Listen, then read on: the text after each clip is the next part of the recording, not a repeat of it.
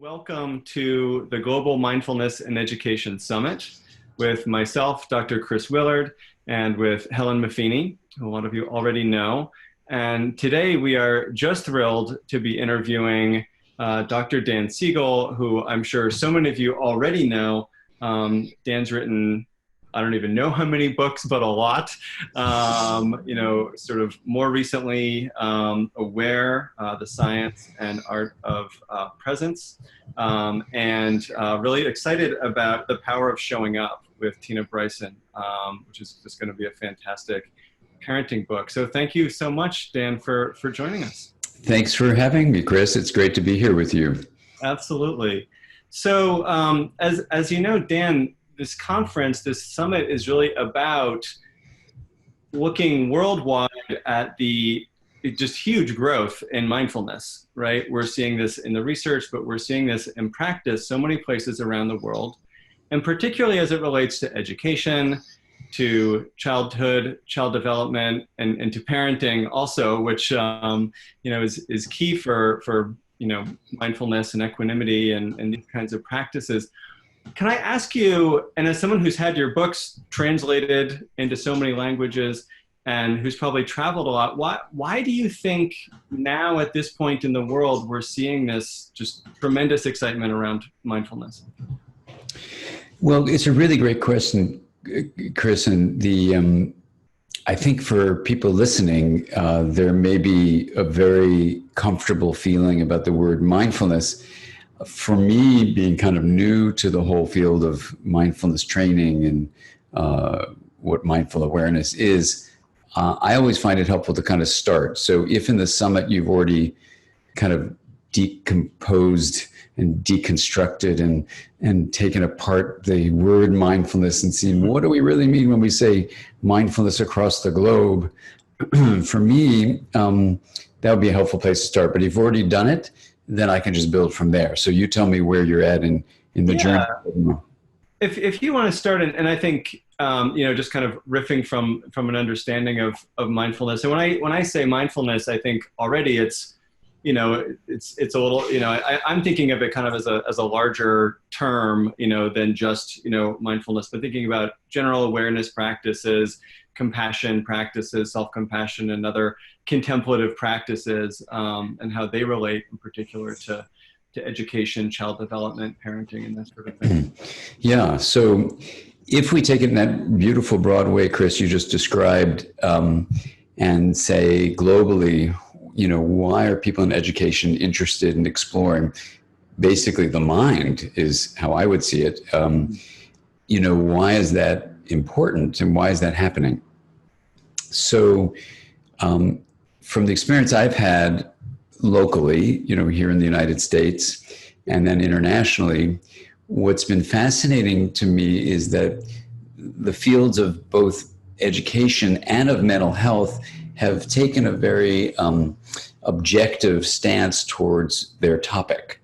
And what I mean by that is, in the field of mental health, we can talk about what you see in what we call disorders. You talk about symptoms as kind of clusters that you would put together, kind of like going to a restaurant and choosing this from the menu and that from the menu. And then you say someone's got a disorder. And beneath it all, amazingly, in the field of mental health, no one says what the mind is. Mm. And the same, unfortunately, is true in the field of education.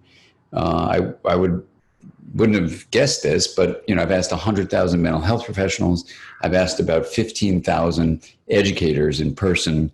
Just what are you trying to do? Well, we're trying to help the mind be healthy for mental health. Trying to help the mind grow and develop for education. Beautiful. What did your schooling tell you the mind is? Over 95% of people say no one ever told us. Right. What the mind is. So that's like mind-blowing, right? Even though you can't define what the mind is. So for me, the mind includes subjective experience. Mm-hmm. It includes an inner layer of the felt texture of life that is often ignored. Like when I went to medical school, it was ignored in medicine. It's ignored often in psychotherapy training. It's ignored in education. So you're teaching about history and writing skills and reading skills. And instead of those 3 R's of writing, arithmetic, and reading, which are kind of on the surface, what you could say is there's at least a fourth R, which is the ability to reflect on subjective experience. Now, how do you know you're having that? You have consciousness. And then what is that consciousness often conscious of? It's something called information processing.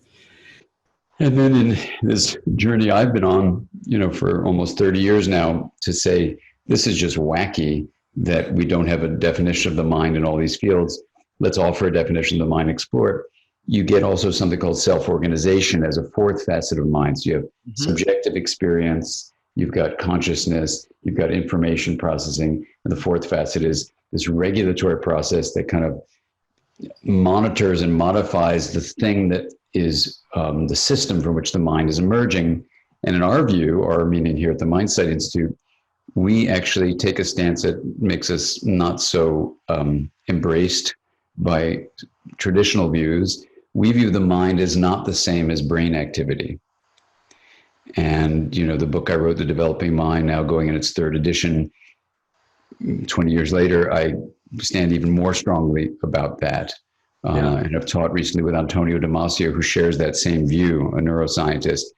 So when people say that the mind is simply an outcome of the brain in your head, it's what Hippocrates said 25 years ago. It's what William James said in 1890, the grandfather of modern psychology. But I think that view is not only limiting, it's also toxic.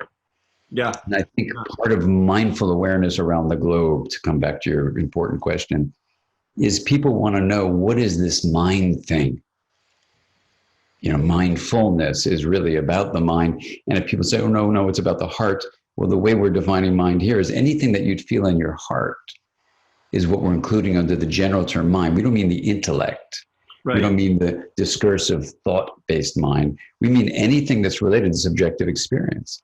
So if you feel love and feel a spiritual sense of interconnection, we include that under the word mind. Right. So it allows you to say mindfulness, a very proper term. And as you know, in Eastern languages, mind and heart are the same configuration as a symbol. So we treat it exactly so. For us, mindfulness, when we apply these views, before I knew there was a term called mindfulness, to what's going on in the mindfulness world, which of course started, 2,600 years ago in Buddhist practice, but mindfulness as a way of being aware of what's happening in the present moment and not being swept up by judgments, and doing it with a kind of attitude that Shauna Shapiro would call kind attitude. And, I was just teaching with Trudy Goodman and Jack Cornfield. Now it's Trudy Goodman Cornfield. And they share what Ram Dass talks about loving awareness. So there's a big debate that happened in a meeting I was at recently, a private meeting with leaders in the field of mindfulness, in education of mindfulness, in research really.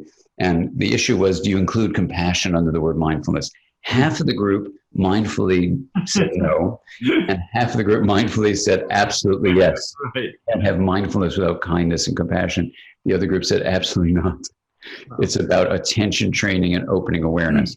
So I use the term to make both groups of these academics and thought leaders in the field of mindfulness come to a place of shared understanding.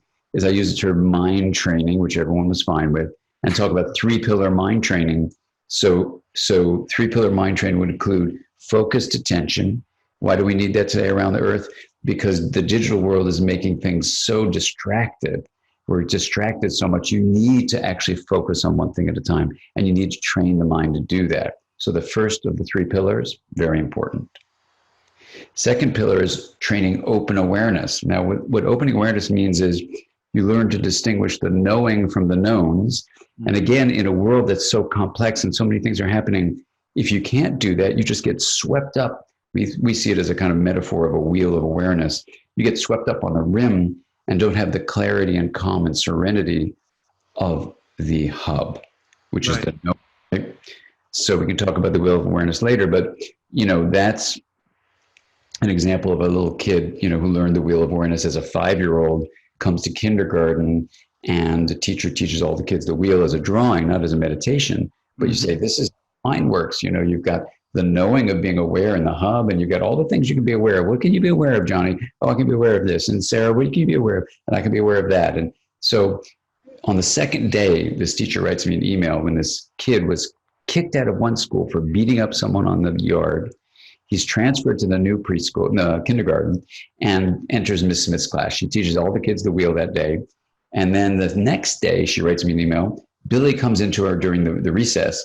And at break, he runs in, he says, Miss Smith, you've got to give me a break because Joey took my blocks and I'm about to punch him in the face. I'm lost on my rim. I got to get back to my hub. And she wrote me follow-up emails that he learned to use this metaphor of the mind with just a visual image of the mind, right? Now, you might say, well, hey, Dan, that's mindfulness. And I go, cool. Because he's separate the knowns on the rim from the knowing in the hub. And this is like what opening awareness is about. Right. Open awareness is where you say, hey, I can sit in awareness, rest in awareness. Wow. And I feel this impulse to hit Joey because he took my blocks. But you know something? My arm is about to go up and sock him in the face. Mm-hmm. Ooh. Oh, wait. There's this wheel thing. Ooh. I got to go ask Miss Smith, how do I do this? Miss Smith, give me a break. I'm about to punch him. That's a rim thing, but I want to get to the knowing of my hub. Get me back to the hub. Give me a break. And she puts him in the corner and he does the drawing and stuff. So you could say that, you know, focused attention, he could see the impulse to hit Joey. Opening awareness, he could separate the impulse from the action by the spaciousness of a pause of awareness. And that's what mindfulness is. Now, the other group would say, you've got to add kindness. Well, what I found so fascinating, as you can see from Billy's response, is kindness is a natural outcome of accessing pure awareness. I've done this now with 45,000 people in person, the wheel. And in the first 10,000, I measured all the results, and I've stopped doing that and have more fun playing with it now because the scientific survey is done. But what's fascinating is pure awareness is imbued with love, interconnection. It's filled with a sense of kindness. You can also do specific, and this is now the third pillar, specific trainings of kindness. But for Billy, you didn't need to do that. Right. Now, on the other hand, it's good to train it, you know. So this is the third pillar, which is half the group said, don't include that under the term mindfulness, called it mindfulness and compassion. The other group said, no, compassion is absolutely integral to mindfulness training. So this is why I always want to know when someone says mindfulness, I want to say, which group are you in, you know? And, you know, so that's how I would say, now with the world being so troubled, with us having so much interconnection with the internet, feeling overwhelmed, distracted with so much climate change, crisis, challenge going to the mind, that people feel hopeless, they feel terrified. We're activating states of terror that, because of our evolutionary history, we have this in-group, out-group distinction the mind makes. So we're clustering people in one camp or the other, treating people in our camp who we deem to be in our group with more kindness and care. That's beautiful. But when the camp is limited to a small group, and we are now making others, we're othering by putting them in the out group, we treat them not only with hostility, but we treat them like they're pieces of dirt, like they're not even human. So we dehumanize them. So that's another reason, to answer your question, why I think mindfulness is so important in school, but it's so important in society, because all these factors, climate change, societal injustice, marginalization of people, the way immigration is happening, not just for climate issues, political issues. We've grown in such great numbers. Essentially, I think the false conception that the self of the human being is separate is a conception that will kill us. Yeah.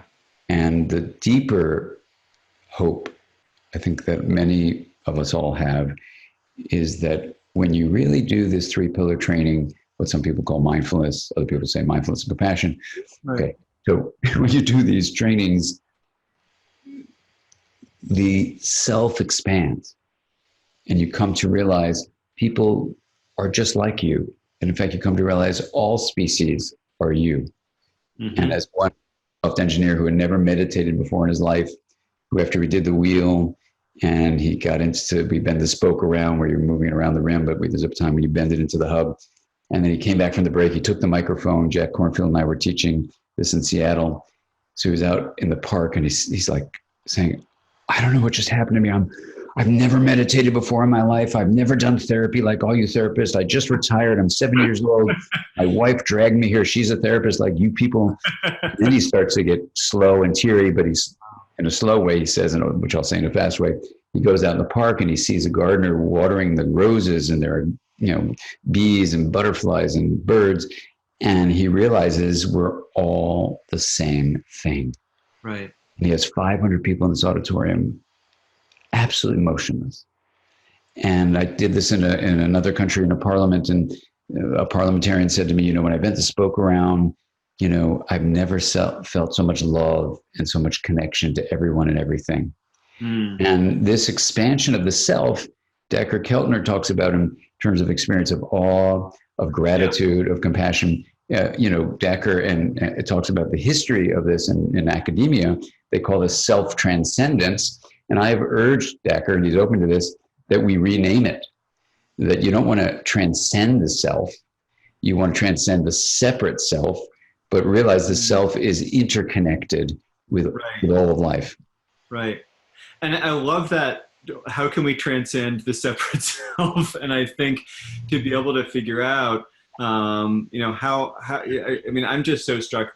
My first experiences of contemplative practice 20 years ago, I also had that same kind of everything is connected, and it was with Thich Nhat Hanh, who so much emphasizes interconnection, and then the compassion, just as you said, it naturally arises when we see everyone as ourselves, and really all beings in the planet and all of it. And I'm also struck by the power of awe and Keltner's work in this area. And I'm so struck by that's one of the things that mindfulness does. And again, all these related, contemplative practices do is they create awe, eat that raisin mindfully for the first time, like boom, that's a sense of awe. Or you look at spiritual traditions, whether it's walking into a Gothic cathedral, into the Potala Palace, right? You're dumbstruck with awe in the same way of what humans have created, or walking into the great forests or through great deserts, again, being struck by awe and how much that creates that sense of interbeing and interconnection. Totally, right. And the world, Chris, the world desperately needs that. When this first this feeling of the world having a shared modern cultural view of a separate self started becoming clear in this body. And I know it's been a spiritual teaching for thousands of years. But I'm not trained that way. I don't have any background in spiritual training, no training in religious training. So I'm a scientist, and a clinician. So for me, this was like, oh, well, this is like the issue, and I started teaching these classes called Me to We. And then one of my students came up and she was really agitated and in the workshop. And she said at the break, she said, you really pissed me off. And I said, okay, well, tell me more about it, and she goes, you've always said that attachment research shows that the best outcome for children is when parents have made sense of their own autobiographical history and come up with a coherent autobiographical narrative. I said, absolutely. And she said, you have taught us how important it is to take care of the body, to exercise the body, to stretch the body, to feed the body well, to sleep the body well. I said, absolutely. She goes, all of that is about me. I said, of course it's about you. She goes, well, look at the title of your talk. And I go, Me to We. I said, yeah. She goes, well, that implies get rid of me and only become a we. And I said, something? You are absolutely right. And she goes, well, come up with something else. This is really insulting. You teach one thing and you're a hypocrite. So I said, you're absolutely right. How about this? How about a workshop called not only the individualized separate me of modern culture, but in addition, the interconnected we of our relational identity. And she goes, that is too clunky. How about with something simple to remember? So I said, okay. if our idea is integration is health, where you differentiate and you link, then me needs to be differentiated from we. She goes, yeah. I said, but then you got to link them where they don't lose their essence when you bring them together, because you get a synergy where the whole is greater than the sum of its parts. That's the whole idea of integration. So I said, so me plus we would be we. And she lit up. She goes, that's it. And so since that time, long ago, you know, I think the identity that globally we need to move toward is not the contemporary cultural view of a separate me, or even the collectivistic view of there is no me and it's just a we. Mm-hmm. Or sometimes you'll hear, and this is where, not trained in spiritual anything, you know, I get in these very open discussions with spiritual leaders who will say there is no self. Mm-hmm. And I go, you're going to tell me as a therapist and an attachment researcher that there is no self? They go, yes. I said, well, here's all the scientific data to show you're wrong. And not only is there a self, but the self is really important for well-being. Right. And they will then go on with their spiritual view of, no, even you having this discussion with me shows you're a dualist, you believe in selfhood. And so I'm not going to talk to you anymore. And I just, you know, I go, well, that's fascinating. And so when I had some dialogues with Thich Nhat Hanh's group, one of my students is grew up in that community, and we talk about interbeing. You know, Thai never meant get rid of the individual self. Right. And it's all about, in many ways, integration. They don't use that term, right. But we're having this fun dialogue about, you know, the deep integrative teaching, even if that word and concept isn't used, in embracing an individual self that does get about 100 years to live in a body and taking good care of it, not losing that, but realizing that your identity is not just that. It's not a separate self. You're also a we, and not just with people who are like you, but all people, and not just people, but all living beings. Right, right, absolutely. Can you say anything about what might be happening in the brain as we move from me to we? Me to we, yeah. Well, it's a really interesting question. There are really fascinating studies that combine cultural anthropology with neuroscience. Mm-hmm. And I had 18 interns work with me to revise the developing mind. And so we looked at these studies. And I'll just say this, that there's so much to say about it, but the first thing to say is that people growing up in individualistic cultures, like the United States, have one brain response to certain stimuli.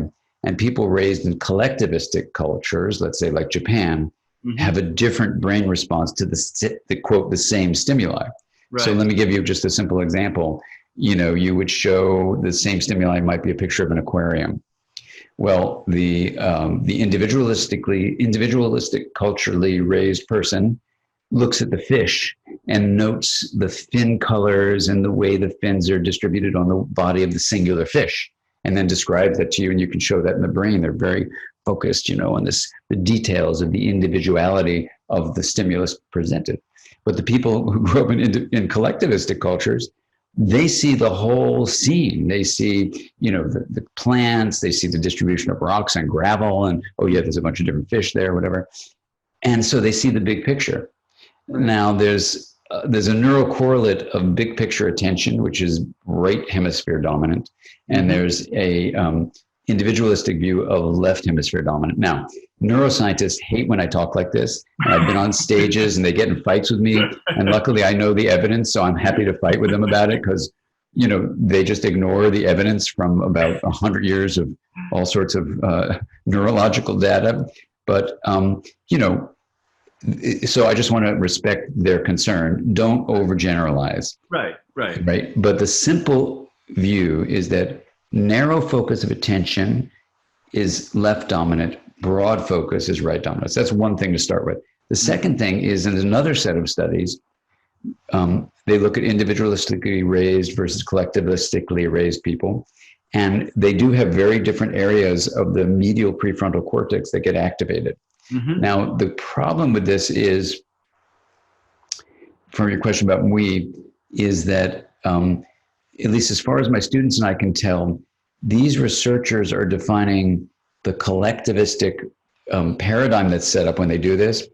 as your relationship, let's say, with your family members or people, member of your religious organization, or maybe people on your team or whatever, versus it's just me, it's my teammates. Right. So it isn't the broader, like, I'm connected with all of life, we need to aim for on the planet.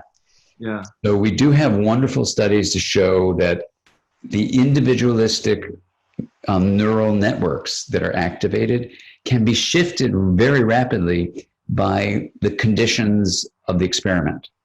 So you can take someone who's individualistically raised, set the conditions up with some really clever, brilliant experimental paradigms, and then make the brain act as if it was raised collectivistically. Wow. Which is fantastic. And what one brain lab and I are trying to figure out is what would be the next stage? How would you look at the neural correlates of I'm a part of a larger whole than just me and my family, or my teammates and I, how would you say, I am a living being that's a relational verb rather than the separate singular noun? And we're trying to look into that. So that we don't know yet, as far as we can tell. But I'll bet there will be a neural correlate. And the interesting question will be does it really start in the brain, as neuroscientists would have you believe? Or is this integrated identity and this sense of wholeness that people describe, where three things go together: open awareness, interconnection, and love, are those really outcomes of the brain? Or is the brain more like an antenna picking up a larger, I work with two people at MIT, Otto Scharmer and Peter Senge. We talk about relational fields. And, when Faraday proposed fields in the 1800s, people thought he was nuts. And now almost all of your electronics are based on the fields that he proposed that you cannot see, that people call them crazy, but in fact they exist. So there is a possibility that there are fields, energy fields, they surround us. Yeah. And that the brain is a beautiful antenna. And that just like if you're watching the wonderful film Forrest Gump, and you're watching on your television set, and then Chris, you and I said, hey, there's Sally Field and Tom Hanks in the movie Forrest Gump. Let's take that TV apart and find Sally and Tom. And we take it apart and we look and oh my God, where are they? And that's kind of what neuroscience has come to. I'm about to be at a meeting on neuroscience and consciousness. And if they hear this, they're going to really drill down on me. But I'm happy to stand by this because, it could be that brain is this absolutely magnificently complex antenna that, just like we have these fantastic television sets, Sally and Tom are not in the TV set. Right. It's something that's being fed in. Now we're streaming it through, optical fibers, but before it was right through the air with your what's called an antenna, like an antenna, right? And then all that electrical energy, right? Electromagnetic energy was coming in to create the movie on the TV set. So it's almost like, I know this is really heresy for a neuroscientist who would be hearing this, but we have to be open to the idea that the brain is more like a transmitter and a receiver, an antenna that's beautiful and fantastic. And when it's, not structured right and not functioning right, of course, it gives us lots of suffering. Right. Absolutely true. Right. But this larger picture of who are we and what mindfulness is doing, I think we have to take the brain as one part, a very important part, but one part of the whole body, and then take the body with its brain and say that's one part, a very important part of a bigger relational picture, not just relationship of like you and me right now, but everyone listening to this, everyone practicing mindfulness, everyone not practicing mindfulness, all plants, all animals. We just did a conference, Paul Hawken and I, on soil health. And the end of the day-long conference was not just about soil health, it was about soul health. Yeah.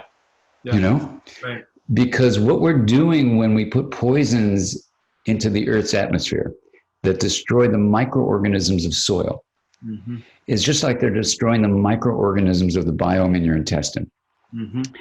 And we act in this separate self kind of way, thinking, well, we want to just make as many vegetables grow without these little things eating them called pests. So the pesticides we're going to shove on there, and that's okay. It's okay, you know. But the fact is, it's not okay. And and in the same way, the soul is dying on earth when we begin to have this separate self dominate the way we live. And I think that's why globally, you know, mindfulness practices are becoming so important and also of interest to people. Because I think deep inside, even though this is what contemporary culture, not all cultures, but modern society is making this statement: the self is a noun that lives in your body, maybe even just in your head. Right. And I think that category of what we are, that concept that derives from the category and the symbol self, is the hidden toxin that we need to dismantle. My next book is all about dismantling that and get together where we realize we can actually bring a different way of living on earth and not destroy life here. Right, right. And that gets so reified by, I mean, we're you know, the World Wide Web and the internet and all that, it's supposed to be, you know, these are communication devices. We're supposed to be communing, building communities. Instead, right, it ends up pigeonholing everybody into a, you know, into an algorithm of a set of certain likes and dislikes and all of that, so that we can be marketed to and manipulated in so many ways. Right. I mean, surveillance capitalism, exactly. That book, the beautiful book written recently, talks about exactly that. Yeah.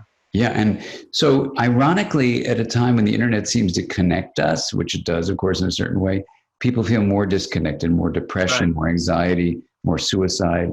And I think it's because people have a loss of a sense of belonging. Their identity is so not integrated.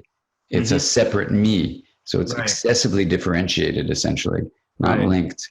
That you see the suffering of chaos and rigidity in human life and also on the life on earth. So I think mindfulness is one of the most integrative things we can do here on the planet. And it's a beautiful thing to join with you, Chris, because I think if we can, you know, get beyond a lot of the human divisions, even in the field of mindfulness, even in the field of mindfulness and education, you know, because these are human beings going from the category that, oh, there's a self that lives separately, to the concept, yes, myself is, Chris is here, Dan is here, to a word, Chris, Dan, or self, you know. We live the life, even if we become mindfulness people, kind of with that as our background. We have to dismantle, it's kind of like an iceberg. We have to go with the word self, go beneath it to the concepts and categories from which it is built, and deconstruct that literally, to take this faulty foundation, faulty meaning the self is not separate. Right. And it's hard because, you know, like I love Chris Germer and Kristen Neff's work on self-compassion. And I've said to both of them, and they're open to talking about it, that it should be renamed inner compassion. Because the word self-compassion implies if I have compassion for you, Chris, you're an other. Right. Self and other. Right. And I try my best to avoid even the word self. It's really hard, you know, like as a scientist, we have self-organization, self-awareness, self-regulation, you know, all these self things. And it's hard because these linguistic symbols then are kind of the noosphere, the way we know with each other, and shape these, reinforce these concepts from which they come from, and shape the way we communicate with each other.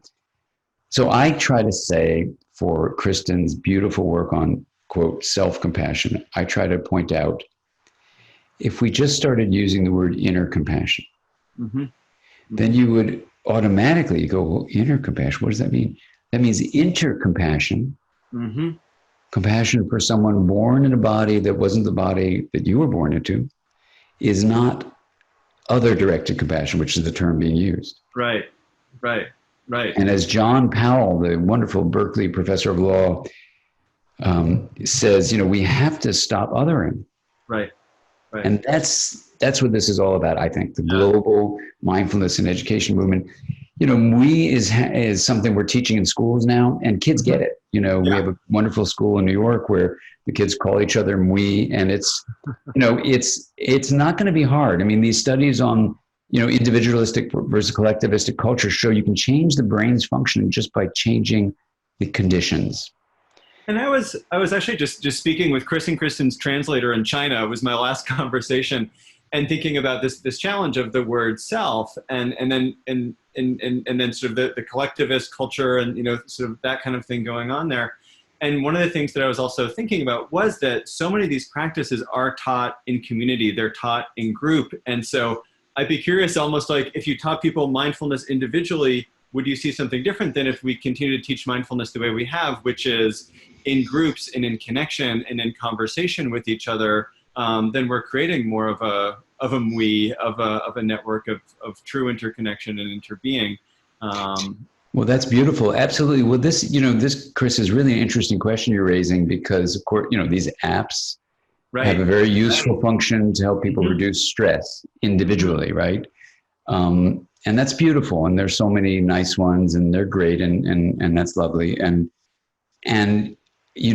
gatherings are so crucial. Yet, I mean, now with climate change issues, I always feel guilty now when I get on a plane, or I have an electric car, but if I were to rent a gas car that goes further to get to wherever I'm going, I feel guilty gathering.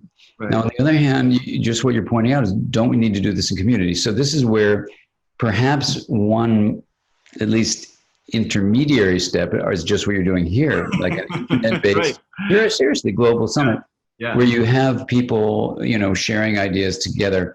There is something, I mean, I know I always say to people who ask me to come teach, please let me do it on the internet so I don't use any more, gas, and I can stay home and just let's do it through the internet. And they say, we need you to come. And I think about it, and it's just exactly what your question is. There is something about being in person, walking to the restroom with someone and saying, oh yeah, how did you think about it? And going out for a break in the sun, or, taking a stroll around some trees. You can't do that through the internet. And I don't know what the answer is, because we do need to stop the kind of travel we're all doing with these airplanes. Right. And we do have to come up with a new way to live, or we're not going to have a way to live. Right. So the question of how we do this collectively is really, really important. And collectively, yeah. I mean, schools maybe, it's interesting because, when you think about the Global Mindfulness and Education Summit, schools may be an important place to really think about that, because at least at this moment, people come together to go to class. Right. And that's really important. And if you look, even something simple like, the old study of the baby Einstein tapes that Andy Meltzoff and Patricia Kuehl did. I don't know if you know this, but these little kids were being given tapes that were said were going to increase their language development, versus kids who just grew up regularly. And the kids who grew up regularly had better language development.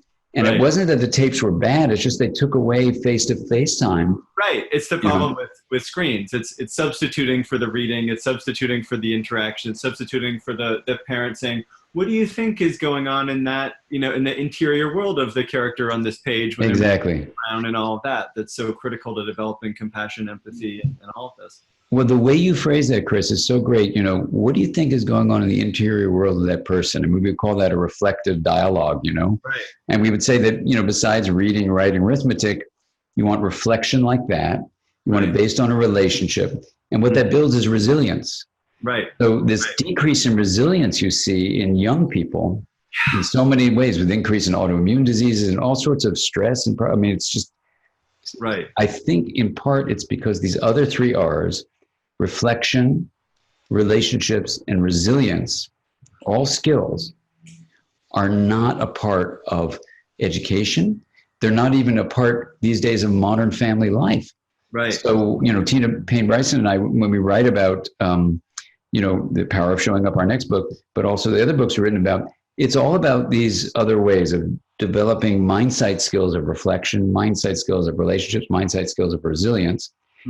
Back to your first question, why is mindfulness so important now? Well, before I knew there was a word mindfulness, I used the word mindsight. In fact, some of the people in that group that were arguing, if it's not mindfulness and it's not mindfulness and compassion, what do we call it? And one of the major researchers said, Dan, just call it mindsight. That's what we did. Call it that. And I said, nobody's familiar with that term. No, but that's what we use here at the Institute. What we would say about what you just said, Chris, was that we need ways that mindsight is taught. Does it include mindfulness? Yes. Does it include compassion? Yes. Does it include relational skills? Yes. Does it include resilient skills? Yes. So the mindsight is about insight, empathy, and integration, which includes kindness and compassion. And that's where, bringing everyone together who's teaching this in schools is such a brilliant idea because, I was recently at a meeting. I couldn't believe it was the first one ever that was had.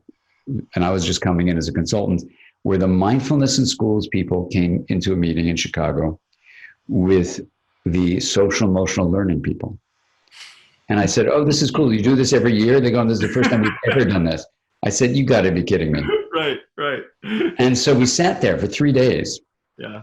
It was, to me, amazing. They couldn't agree on certain things, and they agreed on many, many things, of course. And it was a beautiful discussion, people trying to find, because they all had their hearts in the right place, and beautiful collaboration. And the word mindsight became a kind of bridge to say what social emotional learning is, as Dan Goleman says in the foreword to a book I wrote called Mindsight. It's the basis of social emotional learning, and mindsight is actually the base of mindfulness. Right. So then you go, okay, well, that's where we're all teaching these mindsight skills of reflection, relationality, resilience. And you go, yes. And you don't have to fight about it. Let's all get together, because the world is desperately needing for us to actually show them as a role model. How do you collaborate and through diversity, the differentiated nature of things, find linkage, the unity, right? So you don't lose your individual perspectives, but you build on the strengths of everyone. Absolutely. And that is so much of also what I'm hoping to do with this conference, is bringing individuals and cultures together, not to, create a monoculture, but how can we through diversity be learning and co-evolving together, which is another concept that I get so excited about, is these kind of co-evolutionary concepts. But yeah, that's a beautiful note to end on, Dan. And again, thank you so much for joining me today. I know people can learn more about you just on Google, and you're everywhere these days. And I'm so excited about your new book with Tina as well. Well, thanks, Chris. Thanks very much. People can dive into your work too, which is great work. And, making sure you do this from the inside out is so important. So if you do come to our website, go try the Wheel of Awareness for yourself. You just experience, how to differentiate the hub from the REM and all that stuff, so that this becomes something that, you don't memorize or say, oh my God, this is just another class. This becomes a way where we, in a sense, we stop living only as separate nouns, but also live like interconnected verbs. And that's a kind of shift when you talk about evolution. That's a shift that I think is a beautiful way for us to conceptualize where humanity needs to go on Earth. And if we can do this together, it's going to be a kinder and more compassionate place for all living beings. Absolutely. Well, thank you again, and we'll be in touch. Thanks, Chris. Great to see you, and be well to you and to everyone. Thank you. You too. Bye-bye. Bye-bye.